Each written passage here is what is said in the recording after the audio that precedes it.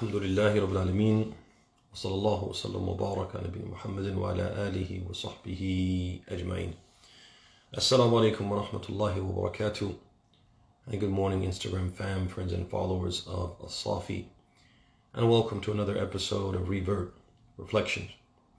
Last week, brothers and sisters, we began a series of discussions on relationships, reflecting on relationships. And particularly, we talked about the Islamic perspective on friendships. Today, brothers and sisters, I'd like to begin a series of reflections on spouses, or Islam's take on the relationship between husbands and wives. So this relationship, the spousal relationship, the relationship between husbands and wives, brothers and sisters, is the single most important relationship that any human being is ever going to be in.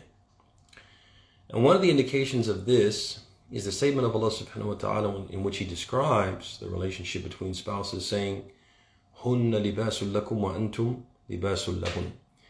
He says in Surah Al-Baqarah, the second chapter of the Quran, He says, they are a garment, they, meaning your wives, are a garment for you husbands, and you husbands are a garment for your wives.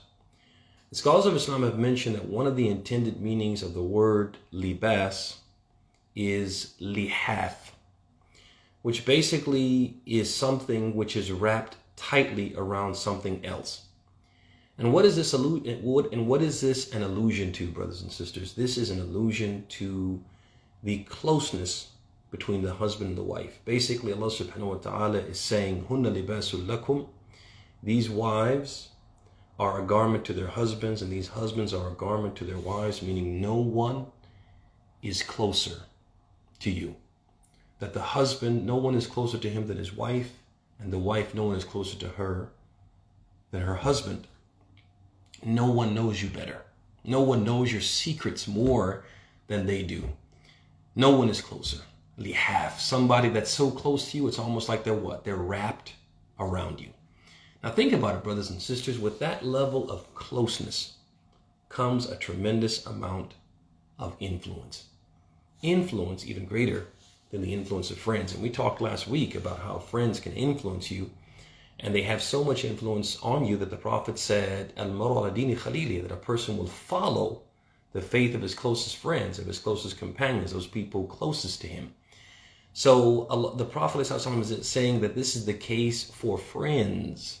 How much more so is this the case for the person who is closest to you, so close that they're almost what? It's almost as if they're wrapped around you.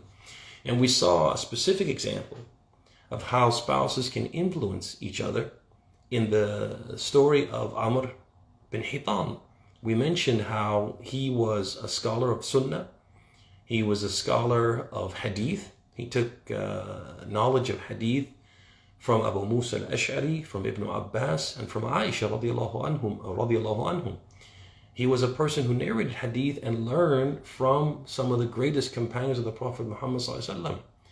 And he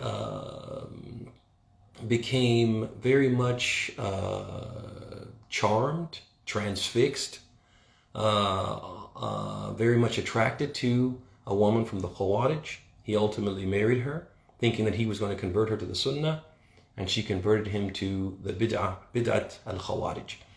And so this shows us the great influence that some people can have. Amr bin Hitan, he turned to Bid'ah because of his spouse.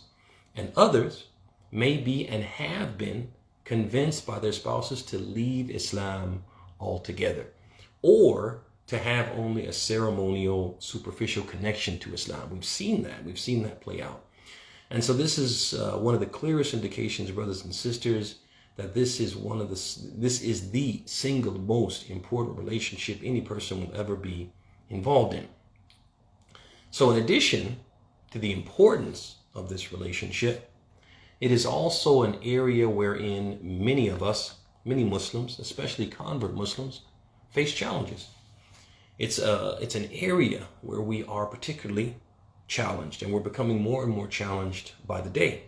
So, for example, we find ourselves challenged, or we face challenges finding a good, suitable partner. This is a big challenge. A lot of people are struggling to get married nowadays, particularly sisters are struggling to get married. Convert sisters in particular are struggling to get married and find good, suitable partners. Also, we struggle or we face challenges on how to get married Islamically. How do we go about it? How do we, once we find someone, how do we meet them and get to know them and get to ascertain our level of compatibility? Once we do that, how do we get married and do it in a way which we avoid haram? This is something that is a challenge for many people. And last but not least, we struggle or we face challenges on how to make an Islamic marriage work. How to make an Islamic marriage work. And we're seeing more and more Islamic marriages, particularly those of converts, end in divorce. And so these are all areas in which many of us, many Muslims across the board, whether they're old Muslims or new Muslims, but particularly new Muslims, are struggling. And so, brothers and sisters, since this relationship is so critically important, and many new and old Muslims struggle with it, we should talk about it. And talk about it we shall in the coming days, inshallah ta'ala. So I look forward to meeting with you in the mornings for the rest of the week and talking in detail about this very, very important relationship and reflecting upon it.